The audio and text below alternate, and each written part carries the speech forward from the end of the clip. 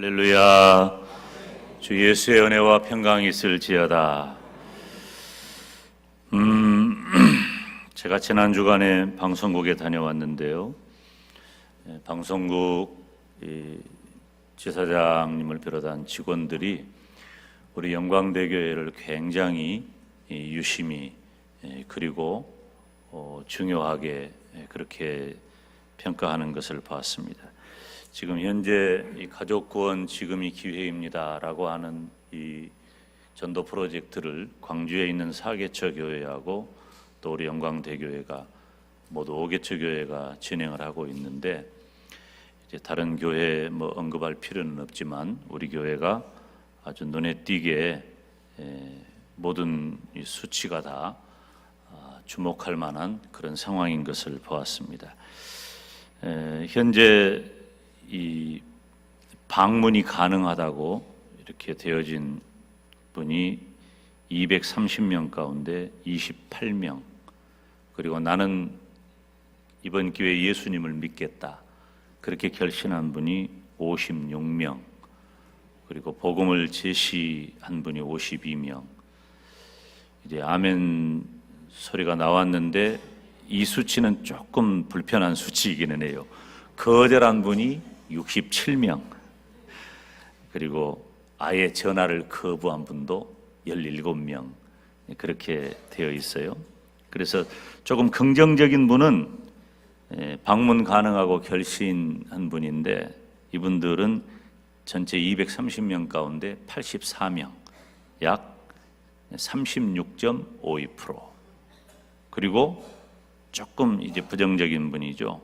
아직도 복음을 거절하거나 또 전화를 거부한 분은 94명, 전체 40.87%. 비슷하긴 한데 전체 복음화율로 보면은 우리 수치가 훨씬 높은 거예요. 그러지만은 조금 더 우리가 기도하고 더 준비해야 되겠다 하는 그런 마음을 갖습니다. 우리 장로님 기도하셨듯이 우리가 방송국에 전적으로 의지하는 건 아니에요. 어떤 복음의 접촉점을 찾으려고 하는 것이고, 교역자들과 또 전도를 약정한 분과 함께 이제 실제적으로 이제 저희들이 점검을 하고 타지에 있는 분들이 이 가까운 교회에 출석할 수 있도록 그렇게까지, 그리고 또 우리 영광 지역에 거주하는 분들은 또 우리 교회에 출석할 수 있도록 저희들이 기도하고 준비하려고 합니다. 그래서 가장 중요한 것은 기도보다 성령보다 앞서지 않도록 하기 위해서 우리가 지난주에도 말씀을 전했듯이 우리가 더 많이 기도해야 되겠다 하는 그런 마음을 갖습니다. 여러분, 공예배는 물론이고 개인적인 예배 시간마다 기도하시기를 주님의 이름으로 부탁을 드립니다.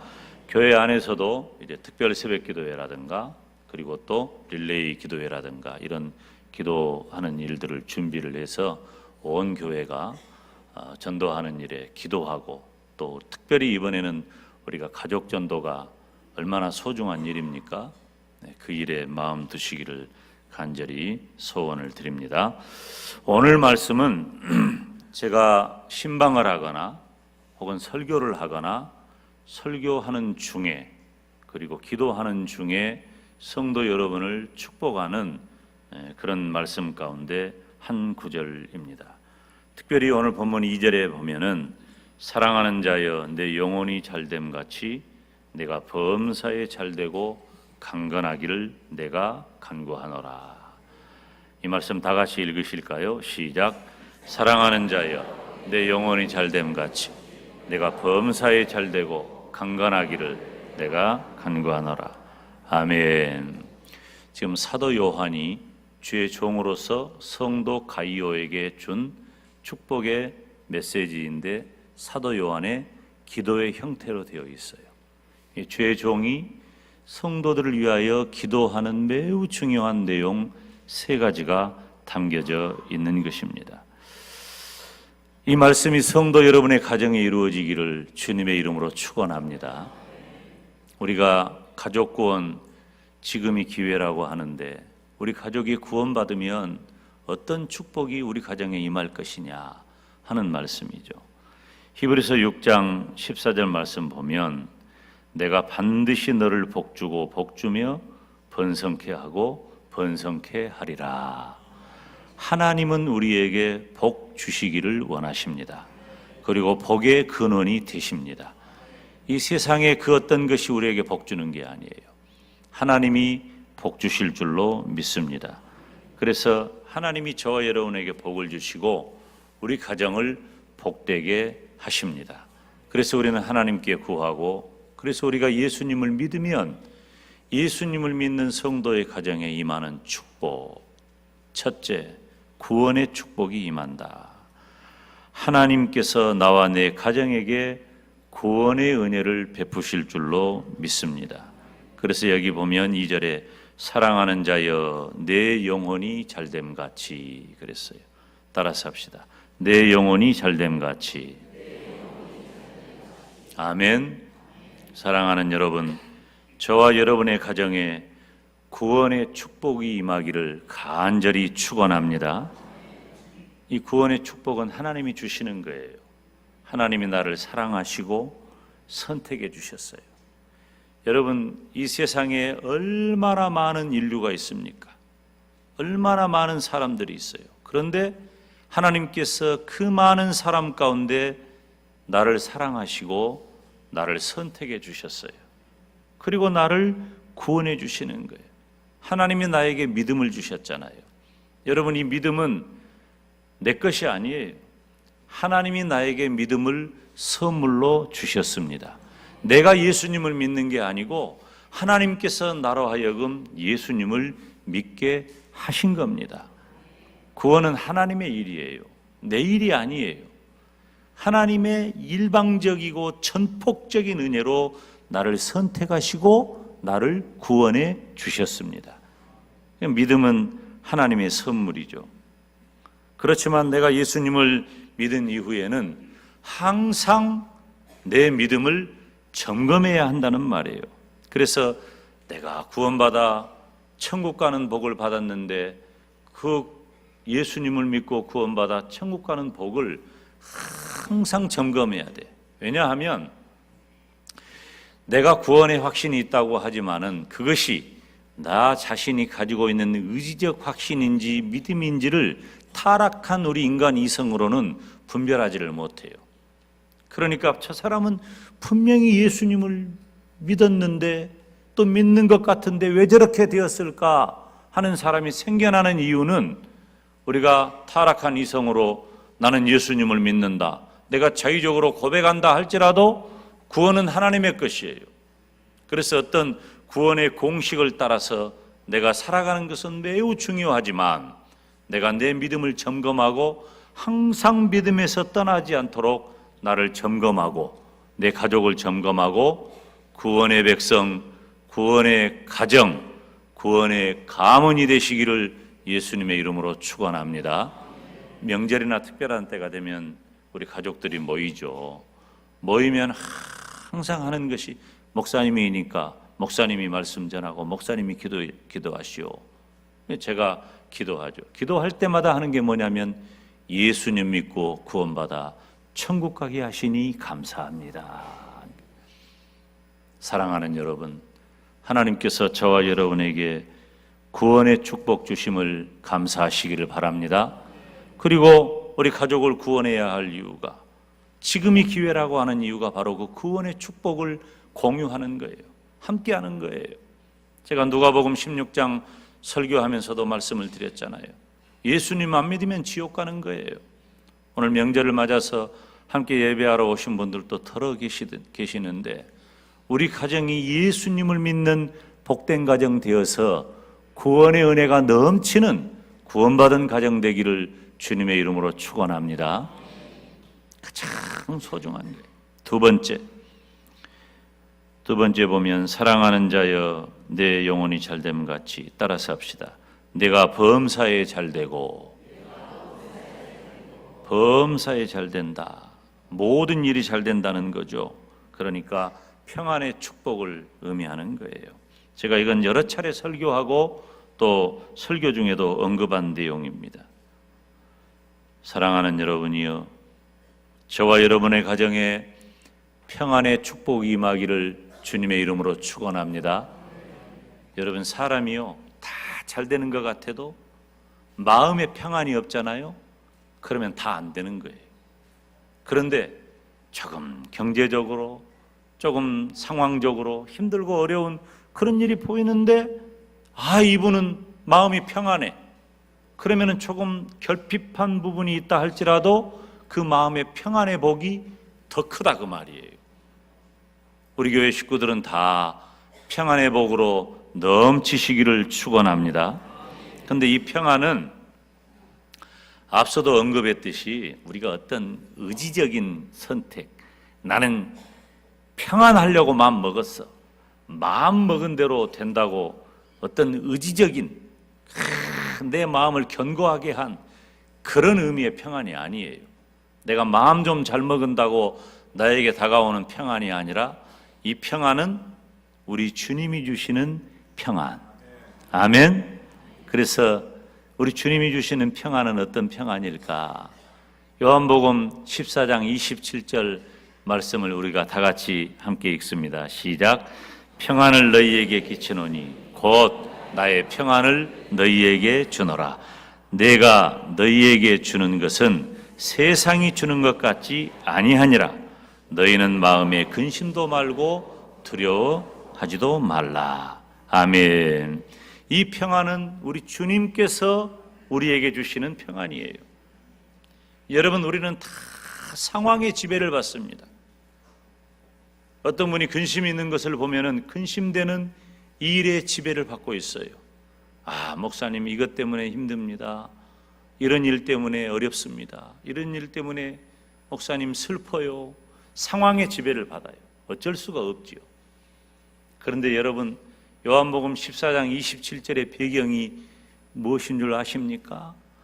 요한복음 14장 27절의 배경은 내일, 다음 날 예수님께서 십자가에 못 박혀 죽으시는 상황이에요. 우리 주님은 완전하신 하나님이면서 완전하신 사람이시기 때문에 내일 일어날 모든 일들을 어떤 상황인지를 다 알고 계셔요. 내일 죽는 거예요. 십자가에 못 박혀서 잔인하게. 여러분, 제 친구 가운데 병원 가기를 꺼려하는 친구가 있어요. 건강이 염려되어서 병원에 좀 가라, 병원에 좀 가라. 안 가는 거예요.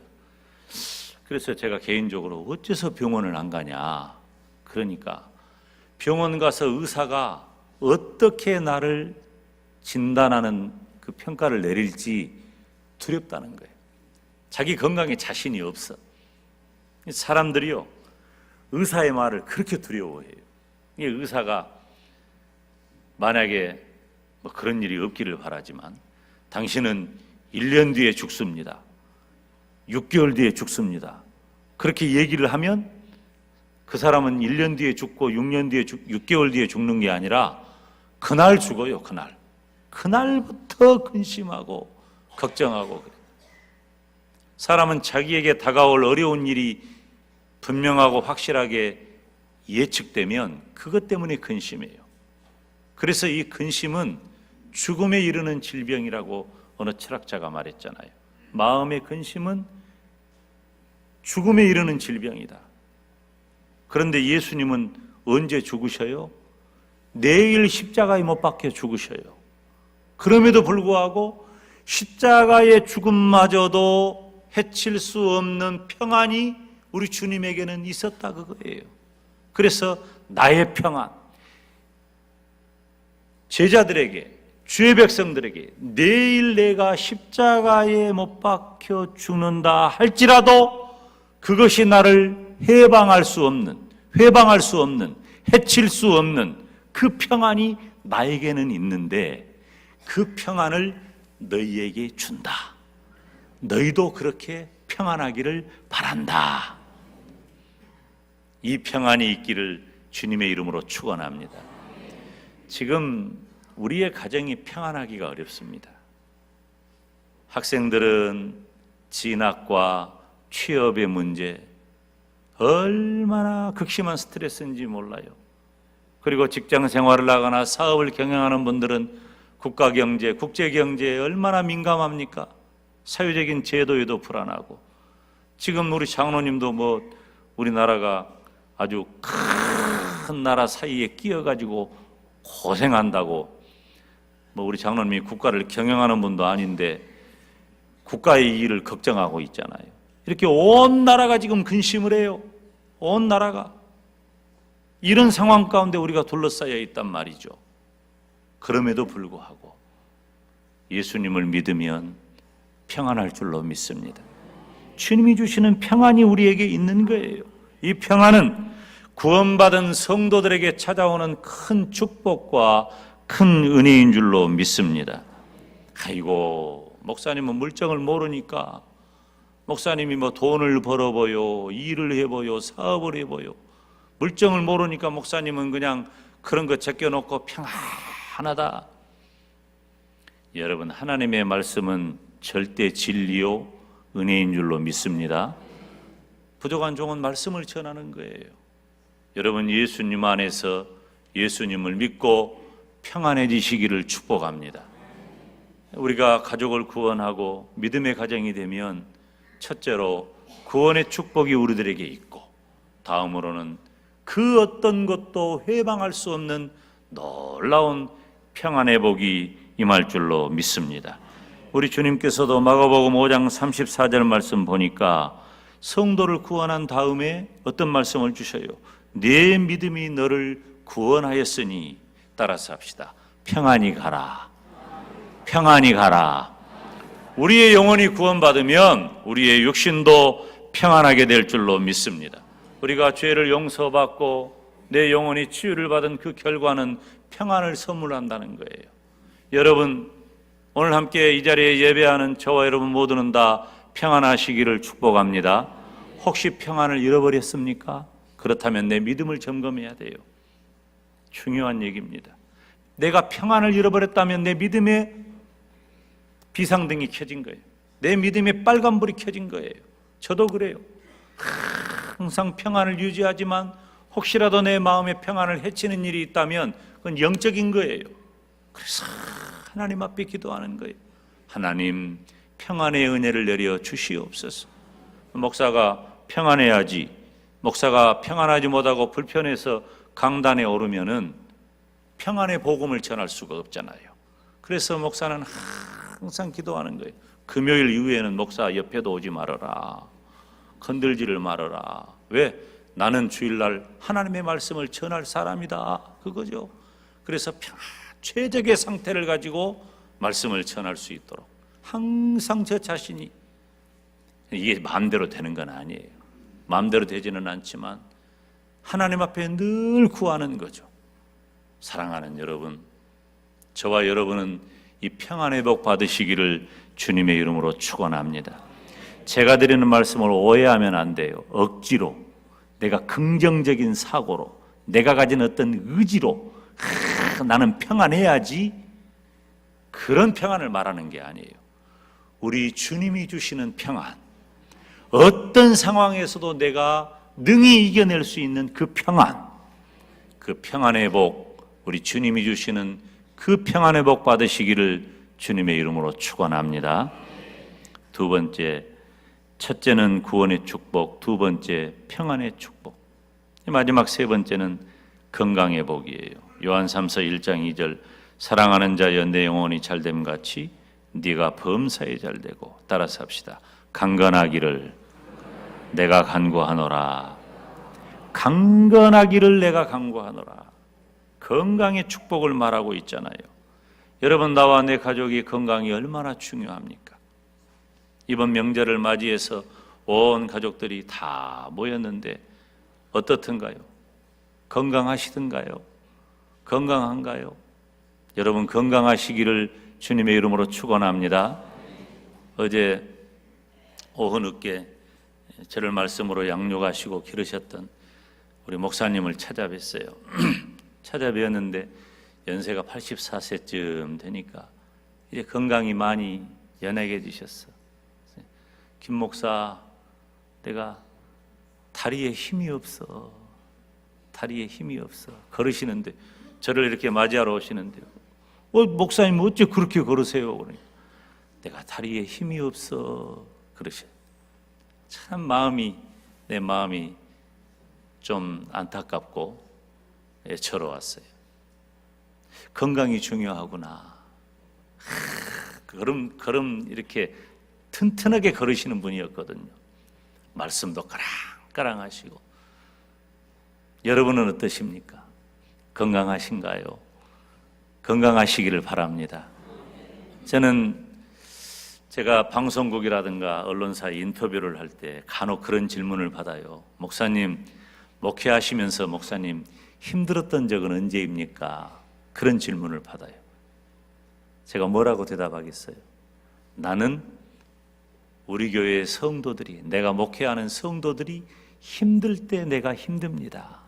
그런 얘기를 많이 해요. 사랑하는 여러분, 저는 성도 여러분의 건강을 위해서 늘 기도합니다. 말씀을 전하는 중에 그 말씀을 따라 치유의 역사가 있기를 축복합니다. 기도할 때 기도대로 치료의 역사가 있기를 축복합니다. 저는 30년 동안 말씀을 전하고 또 목회를 하면서 강단에서 혹은 기도하면서 그런 경험들이 많아요. 지금 이 시간에도 이 말씀을 듣는 중에 여러분에게 있는 모든 질병이 떠나가기를 축복합니다. 하나님이 하시는 일이죠. 우리 주님께서는 병든 자와 죄인을 위해 이 땅에 오셨다고 말씀하시고, 주님이 공생에 3년 반 살아가시는 동안에 병자들을 많이 치료해 주셨어요. 이 순간에도 우리 주님의 그 놀라운 치유의 역사가 있기를 간절히 축복합니다. 그런데 주님께서 예수님을 믿는 성도를 축복하셨다는 거예요. 그래서 우리가 가족을 구원하고 믿음의 가정이 되면은 우리 가족 안에 우리 주님이 주시는 건강의 복이 있기를 주님의 이름으로 축원합니다. 성도의 건강은 하나님의 뜻이에요. 먼저는 우리가 영적으로 건강해야 돼. 구원받은 거죠. 구원받은 성도는 성령으로 인하여 살아가는 거예요. 여러분, 내가 예수님을 믿고 구원받았다고 하는 것은 구원받은 성도의 삶이 이루어져야 된다는 거예요. 그러면 어떻게 구원받은 성도의 삶이 이루어지느냐? 내가 예수 그리스도의 영, 즉 성령으로 충만한 삶을 살고 있는가? 아니면 그것이 회방되고 있는가? 우리 자신을 살펴보아야 하는 것입니다. 성령으로 충만한 사람은 말씀과 기도에 충만한 사람이에요. 즉 예배 생활이 자신의 영적 생활을 결정하는 것입니다. 우리가 하나님 앞에 예배를 드릴 때 내 영적 건강이 드러나는 거예요. 예배가 은혜롭고 예배를 사모하고 기도할 때 뜨겁고 또 찬양할 때 기쁘고 말씀을 들을 때 은혜가 되고, 그럴 때에 내 영적인 상태가 바로 드러나는 거예요. 내가 예배를 드리면서도 내가 하나님 앞에 예배를 드리는 내 예배의 자세와 태도와 감동이 연약해 있다면 이건 비상등이 켜진 거예요. 빨리 회복해야 돼요. 영적인 건강은 너무나도 중요해요. 만약에 소홀히 하게 되면은 이것이 쌓이고 쌓여져 가지고 무뎌지게 돼요. 예배에 왔다 갔다 한다고 모든 것이 아니에요. 예배를 드릴 때에도 모두가 함께 예배를 드리지만 은혜 받는 성도가 하나님 앞에 진정으로 예배를 드려요. 그래서 이것이 무뎌지고 결과적으로 무능한 그리스도인이 되고 때로는 교회에 심각한 문제거리가 되고 만다는 거예요. 영적으로 건강하시기를 주님의 이름으로 축원합니다. 육신적으로 건강해야 합니다. 육체는 영혼을 담는 그릇이에요. 그래서 이 육체의 지배를 받는 거예요.